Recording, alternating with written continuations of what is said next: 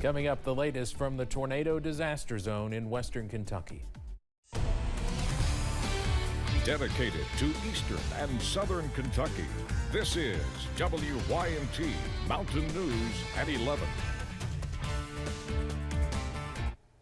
Good evening, I'm Steve Hensley. The Kentucky death toll from tornadoes over the weekend is now at least 74 and is still expected to rise.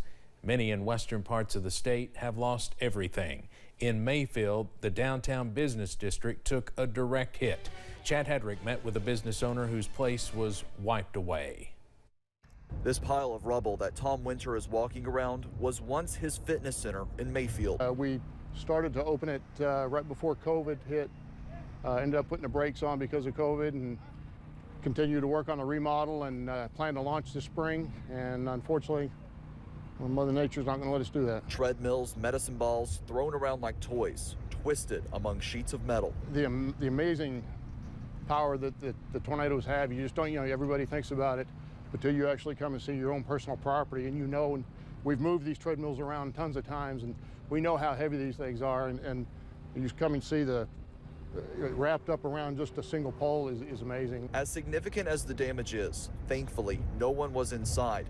Had the gym been open, it could have been a more devastating loss. They all have 24-hour access, and had God forbid that we had been open and people had been in here, so it's it's a blessing that we were not open yet. Businesses around town have suffered similar destruction. Livelihoods from local stores to the industrial district have all been damaged or destroyed.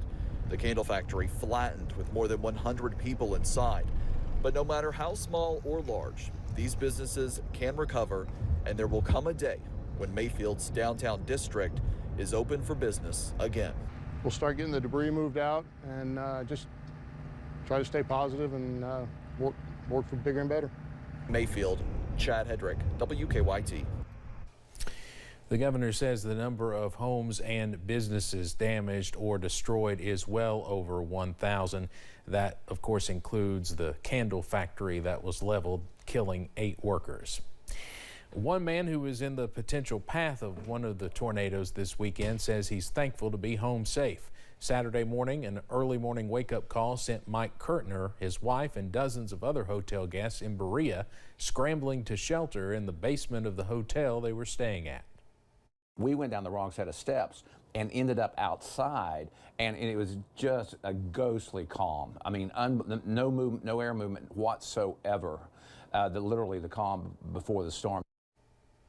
American Red Cross volunteers and leaders say they could really use blood donations, time, or money. A Democratic U.S. Senate candidate Charles Booker joined me earlier this evening on Issues and Answers, and among the topics was his trip earlier in the day to see some of the tornado destruction. Booker said even though he's not from western Kentucky, he views all Kentuckians as family and wanted to show up for them. I wanted to make sure that my campaign postponed our political activity and started focusing all of our resources, all of our volunteers, all of our fundraising towards relief for our family across western Kentucky. Booker also called Senator Rand Paul a liar when he said in an interview with me last month that Booker supported defunding the police. You can watch our entire conversation on a wide variety of topics at WYMT.com. The devastation in western Kentucky is not going unnoticed in the mountains here in Perry County and across the region. Communities are coming together to lend what support they can. WYMT's Zach Hawk was at a donation drive in Hazard where people were trying to meet the needs of their neighbors across the state. Clothes go right there. Shoes go right there. From the afternoon well into the night. Thank you so much. If there's a need in the community, I just feel that we have to step up. We have to step up. We have to help each other. 53 feet of transportation came to Perry County thanks to Harley Bartley, a 24-year-old truck driver ready to volunteer his time after hearing about the devastation. Especially around the Christmas season, it's kind of sad to think, some families had it all and now they don't got anything. So Chris Hall organized a donation drive at Perry County Park to fill up that trailer. Look, Tracy, I need your help. I'm going to do this, and we kind of threw it together in a day and a half, Even with short notice, The community responded. It's a bliss, and everybody dropping these clothes off to us, trying to help everybody out, because in the end, something like this happens, we're all family. We all need to stick together. With supplies ranging from food and water to blankets and clothes, Bartley knew where it all needs to go. We're just going to try to at least bring a piece of hazard on down to Mayfield and see what we can do down there tonight. D. Parker saw the need in his Kentucky community. It means a great deal on a personal level. Recently, we've been hit with flooding in our area, and people from all over Kentucky and West Virginia, and other places came in to help out. And that's a sign of humanity, community coming together as one. And did not hesitate to load up his car. Let's put water back here. In Hazard, Zach Hall, WYMT Mountain News. Officials with Walmart here in Hazard were the first to load up the truck with $1,000 worth of supplies.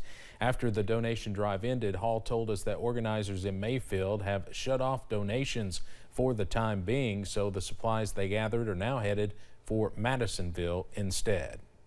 The tornado outbreak in western Kentucky brings back some bad memories from almost a decade ago. The March 2nd, 2012 tornadoes hit communities like East Bernstadt, West Liberty, and Syersville very hard. Syersville Mayor Pete Shepard says they do plan to help western Kentucky. However, they want to wait until things become a little clearer. For us just to hold off for a little while, and then when they find out exactly what they do need and what they're not getting, then we'll make up a truckload or whatever and then take to them. Shepard says he's confident that those in western Kentucky will pull through. He adds it won't be easy, but support from the state and around the country will always help.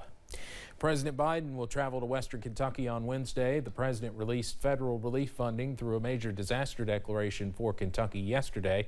Department of Homeland Security Secretary Alejandro Mayorkas says it allows his department to coordinate a response with FEMA as thousands search for temporary housing, water, fuel, and a way to communicate with loved ones. It's not just providing the medium and long term, but delivering for the people what they need right now. Kentucky lawmakers say they are thankful for the disaster approval so quickly. Senate Minority Leader Mitch McConnell says he supports the administration's quick work to speed up resources.